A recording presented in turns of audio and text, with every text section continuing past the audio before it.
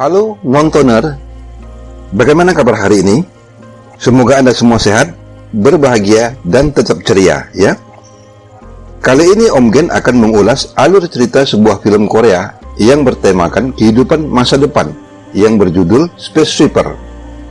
Film ini berlatar waktu tahun 2092, di mana pada waktu itu bumi dalam keadaan sekarat. Meredupnya cahaya matahari dan tanah yang asam menyebabkan semua tumbuhan mati secara perlahan. Hutan lenyap dan padang gurun meluas. Meski bumi masih bisa ditempati, tapi dengan sistem pendukung kehidupan. Penasaran dengan filmnya? Ikutin terus alur ceritanya ya. Karena keadaan bumi yang memburuk, sebuah perusahaan rekayasa teknologi yang bernama UTS membangun hunian baru di luar angkasa. Dipimpin oleh pendirinya yang bernama James Sullivan, mereka menciptakan distrik-distrik pemukiman manusia yang menyerupai bumi, lengkap dengan selubung pelindungnya. Ya, mirip-mirip konsep bumi datar lah ya. Adegan selanjutnya memperlihatkan seorang yang bernama Tae-ho mendatangi pusat pencarian barang hilang.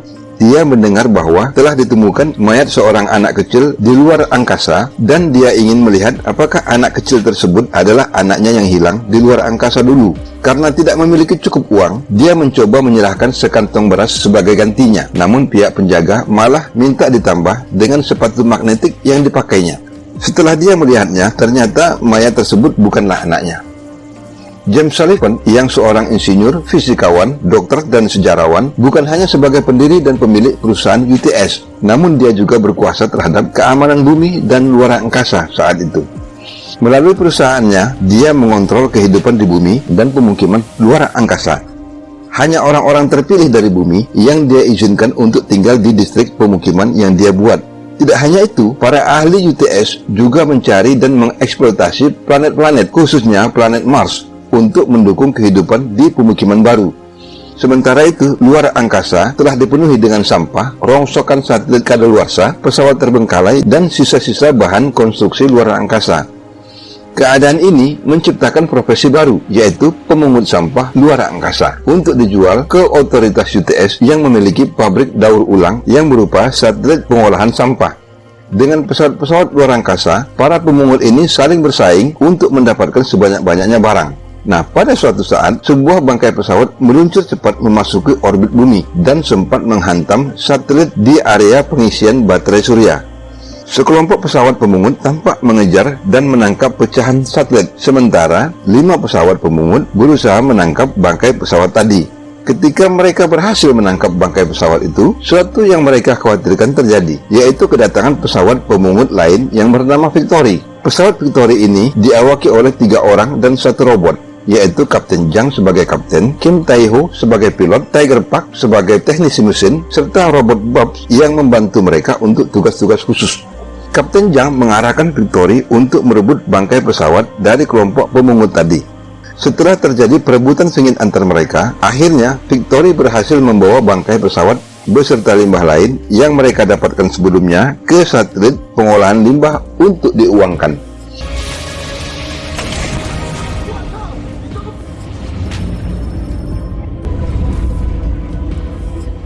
Di sana, Kim Tae-ho mendapatkan pembayaran untuk limbah yang mereka bawa. Namun, pembayaran tidak diberikan karena habis dipotong hutang dan denda kerusakan antena satelit yang sempat mereka tabrak saat berhasil merebut bangkai pesawat tadi. Sedangkan untuk bangkai pesawatnya sendiri, kasir perusahaan yang bernama Karum tidak menerimanya dengan alasan garasi penuh dan mereka harus membongkarnya sendiri agar bisa diuangkan.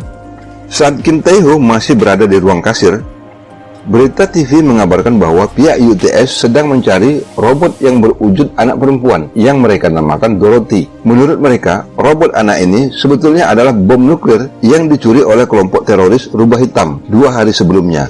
Bagi siapapun yang menemukannya, harus segera menghubungi 900 secepatnya. Namun Tae-ho saat itu tidak begitu memperhatikan TV. Adegan berikutnya memperlihatkan Tae-ho, Jang, Tiger Park, dan Bob sedang berjudi kartu di pesawat mereka. Tae-ho dan Jang bermain curang, sehingga menyebabkan Tiger Park kalah. Karena kesal, Tiger Park mengungkit beras simpanannya yang hilang, dan menuduh Kapten Jang yang mencurinya. Ditambah lagi, dia kesal mendengar Bob yang selalu mengoceh, meski akhirnya taruhan dimenangkan oleh Bob. Terjadi perkelahian antara mereka bertiga, yang menyebabkan mereka bertiga pingsan, kecuali robot Bob.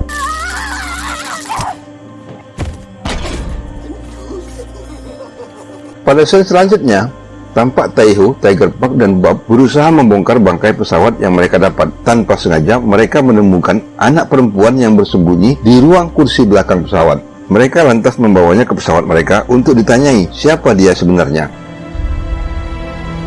Saat Taiho memperhatikan anak tersebut, dia jadi teringat anaknya yang hilang di luar angkasa. Sesaat kemudian, mereka mendengar berita di TV bahwa otoritas UTS sedang mencari anak perempuan yang mereka sebut Dorothy, yang menurut mereka merupakan robot bermuatan bom nuklir yang sewaktu-waktu bisa meledak. Ketika mereka perhatikan, ternyata Dorothy itu adalah anak perempuan yang mereka temukan. Karena takut akan membahayakan, mereka kemudian bersepakat untuk mengikat anak ini di luar pesawat, dan tugas tersebut dibebankan kepada Taiho. Namun Taiho takut saat akan mencobanya. Tanpa sengaja, Taiho melihat tas dan ransel kecil milik anak tersebut dan membawanya ke kamar. Ketika dia membukanya, dia menemukan buku catatan pelajaran menulis, HP dengan banyak panggilan tak terjawab dari Hyono Kang, dan buku catatan milik Hyono Kang, seseorang dari otoritas UTS. Selanjutnya, tampak mereka berempat berdiskusi mengenai anak yang mereka temukan ini di sebuah kafe. Taiho mengusulkan untuk menjualnya ke kelompok rubah hitam. Namun akhirnya mereka bersepakat akan menyerahkannya ke seseorang dengan imbalan uang. Berbekal nomor telepon yang terdapat di HP anak tadi, Taiho berusaha menghubungi seseorang yang bernama Hyono Kang menggunakan perangkat pengirim pesan milik mereka yang bisa menyamarkan identitas. Tidak disangka, mereka mendapat tawaran hadiah $2 juta untuk anak tersebut, dan mereka sepakat untuk menyerahkannya di suatu tempat yang ditentukan oleh Taiho. Saat mereka telah tiba di tempat yang ditentukan, yaitu sebuah bar yang ramai, mereka tidak menyadari bahwa tempat tersebut telah dikepung oleh pasukan tentara UTS yang telah menyadap pembicaraan mereka di telepon. Dan sewaktu akan menerima pembayaran, ternyata Dorothy telah melarikan diri dari ransel tempat dia disembunyikan. Saat itu juga, pasukan UTS menembaki mereka, dan terjadilah kekacauan di dalam bar tersebut. Terungkap kemudian bahwa orang yang akan membayar, yakni Hyono Kang, adalah ayah anak tersebut, dan anak tersebut bernama Codename. Di salah satu adegan terlihat saat Taiho dan Tiger Park membawa Codename di punggungnya, pasukan UTS menembak mereka. Namun Codename seperti melakukan sesuatu sehingga tembakan tidak bisa mengenai mereka. Kapten Jang melihat kejadian ini dari layar monitor jarak jauh. Dia terkejut mengetahui kemampuan Codename ini. Penyerangan berlanjut, namun mereka akhirnya berhasil meloloskan diri. Adegan selanjutnya menampilkan Kapten Jang yang merasa kesal karena kegagalan mereka. Sementara Taiho kesal karena uang $2 juta belum berhasil mereka dapatkan. Namun diam-diam, Kapten Jang merasa ada sesuatu dengan Codename. Anak ini memiliki kemampuan berinteraksi dengan robot nano yang tersebar di udara, termasuk robot nano yang ada di tanaman, sehingga membuat tanaman bisa tumbuh dengan cepat. Begitu juga dengan kumpulan robot nano yang menghalangi tembakan pasukan UTS terhadap mereka sebelumnya. Scene berikutnya memperlihatkan adegan Codename yang diculik sekelompok orang. Taiho dan Tiger Park berusaha mengejar dan mendapatkan kembali Codename. Saat semua penculik berhasil dilumpuhkan, mereka baru mengetahui bahwa para penculik ini adalah kelompok rubah hitam yang dipimpin oleh Kaurum. Kapten Jang pun kemudian menginterogasi kelompok ini dan mendapat penjelasan bahwa sebenarnya mereka bukanlah teroris seperti yang dituduhkan pihak otoritas UTS. Tapi mereka adalah organisasi pencinta lingkungan. Mereka sedang menyelidiki rencana James Sullivan yang akan menghijaukan planet Mars dengan memanfaatkan robot nano ciptaan Hyono Kang. Mereka berpendapat Sullivan memiliki niat yang tidak baik terhadap bumi, karena kalau niatnya memang baik, kenapa tidak kembali menghijaukan bumi saja? Kemudian Kaurum menceritakan tentang Codename atau Dorothy yang saat kecil menderita penyakit langka yang belum ada obatnya, tapi kemudian sembuh berkat robot nano ciptaan ayahnya yang disuntikkan ke dalam tubuh. Bahkan bisa berkomunikasi dengan robot nano lain yang berada di luar tubuhnya, termasuk yang ada di dalam tumbuhan, sehingga tumbuhan yang telah mati pun bisa kembali tumbuh dengan subur. Adapun James Sullivan, setelah rencananya menghijaukan planet Mars berhasil, berikutnya dia akan menghancurkan semua bukti mengenai robot nano, termasuk Kidnam atau Dorothy. Namun Kit-6 tidak dapat mereka hancurkan karena terlindungi oleh robot nano. Satu-satunya cara menghancurkan Kit-6 atau Dorothy adalah dengan meledakkannya bersama bom nuklir yang telah dia pasang dalam mesin anti-gravitasi di satelit pengolahan limbah. Sekaligus ledakannya dan kejatuhannya akan membunuh semua populasi di bumi. Saat mereka berbincang tersebut, tiba-tiba pasukan otoritas UTS tiba dan menembaki orang-orang yang ada di sekitar mereka. Mereka segera lari menyelamatkan diri. Taiho menyelamatkan Kit-6, sementara Kapten Zhang dan robot Bob secepatnya ke pesawat untuk menyelamatkan mereka semua. Saat berhasil meloloskan diri, pesawat mereka terjebak memasuki area puing luar angkasa yang disebut titik Langrangian, di mana daerah ini dipenuhi robot nano yang sanggup menggerogoti pesawat. Sedikit demi sedikit pesawat mereka rusak, dan di saat-saat kritis, Kit-6 berkomunikasi dengan semua robot nano yang menggerogoti pesawat, sampai akhirnya kerusakan terhenti dan mereka selamat. Adegan selanjutnya memperlihatkan mereka mendapat panggilan darurat dari Korum, di mana Korum meminta mereka untuk menemuinya di suatu tempat yang telah ditentukan sebelumnya di luar angkasa. Sebab ayah Kit-6 yakni Hyunukang sudah menunggu untuk bertemu anaknya dan telah mempersiapkan bayaran $2 juta. Sesampainya di tempat tersebut, mereka akhirnya bertemu dengan kelompok rubah hitam yang membantu mereka menemukan ayah Kit-6, dan Kit-6 pun dapat kembali bersama ayahnya. Namun, tanpa mereka sadari, James Sullivan bersama tentaranya sudah tiba pula di sana untuk merebut Kit-6. Meski mereka berusaha melawan, namun James Sullivan dapat membawa Kit-6 dengan terlebih dahulu membunuh Hyunukang dan Korum serta anak buahnya. Sedangkan semua kru Victory dibiarkan hidup agar bisa menyaksikan kehancuran bumi, baru akan dibunuh kemudian. James Sullivan sengaja merendahkan Taiho dengan memberinya uang $4 juta untuk biaya pencarian putrinya yang hilang, dan Taiho dengan berat hati terpaksa menerima uang tersebut. Meski dengan rasa terhina, Taiho berkata kepada teman-temannya akan menggunakan sebagian uangnya untuk mencari anaknya yang hilang. Sementara Tiger Park tidak mau mengambil uang yang menurutnya hasil dari menjual Kit-6. Meskipun mereka sekarang tidak lagi memiliki uang, dan pesawat pun sudah disita bank karena hutang.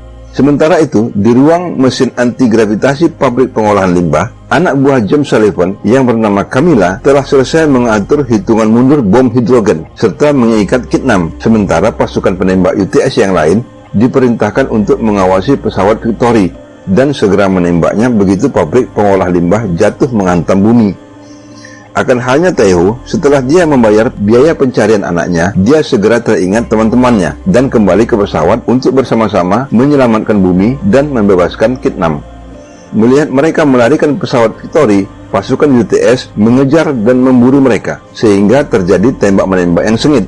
Pada akhirnya mereka terdesak karena pasukan UTS yang jauh lebih banyak, dan rudal-rudal mereka sudah semakin dekat menghantam Victory. Untuk mengalahkan mereka, pilot Taiho menempuh cara berbahaya dengan mengarahkan pesawat turun ke bumi sambil meminta kepada Tiger Park untuk bersiap menambah power mesin pesawat. Di saat memasuki atmosfer bumi, semua rudal yang mengejar mereka meledak, dan di saat yang bersamaan, Tiger Park berhasil menyalakan mesin penambah power, sehingga pesawat dapat bermanuver kembali ke orbit. Kapten Zhang pun berhasil menembak jatuh hampir semua pesawat musuh dengan senjata lasernya. Pilot Taiho mengarahkan pesawat ke pusat anti-gravitasi pengolahan limbah dan menemukan bom nuklir yang siap meledak beberapa menit lagi. Secepatnya mereka masuk ke dalam ruangan dan membebaskan Kit-6. Namun ada masalah serius, yakni bom yang akan meledak merupakan jenis bom kryptonium yang jangkauan ledakannya sangat luas dan akan menghancurkan semua robot nano yang ada pada tubuh Kit-6. Meskipun mereka berhasil lolos, tetap akan mati. Di samping itu, komandan pasukan UTS yang bernama Camilla telah masuk pula untuk menghabisi mereka. Meskipun canggih, namun Tiger Park berhasil mengalahkannya dengan cara melepaskannya ke luar angkasa, dan Taiho dengan segera menerbangkan Victory menjauhi bumi. Di saat itu pula, 98 drone UTS datang ke arah mereka.